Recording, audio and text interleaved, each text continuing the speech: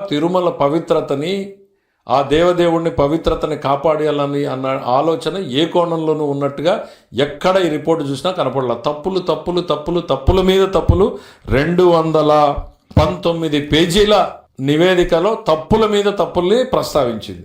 తప్పుల మీద తప్పుల్ని ప్రస్తావిస్తూ 219 పేజీలు. ఇందులో దుర్మార్గం జరిగింది, అపచారం జరిగింది, భక్తుల మనోభావాలకి భంగం కలిగించాలనేటువంటి కుట్ర కూడా ఉంది అనేటువంటిది కూడా ఇందులో ప్రస్తావన ఉంది.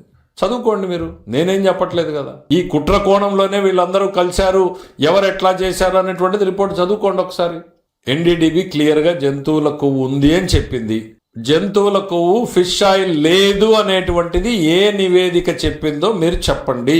చాలా స్పష్టంగా నేను వాళ్ళని అడుగుతున్నా. టాలో అంటారు ఇంగ్లీష్లో, టాలో ఫిష్ ఆయిల్ లేదు అనేది ఏ నివేదిక చెప్పిందో మీరు చెప్పండి.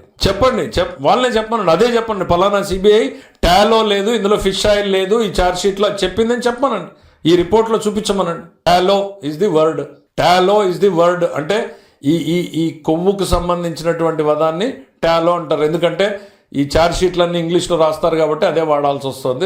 ల్యాబ్ రిపోర్ట్లను టాలో లేదు, ఫిష్ ఆయిల్ లేదు ఇందులో అనేటువంటిది ఎక్కడ చెప్పిందో చెప్పమనండి.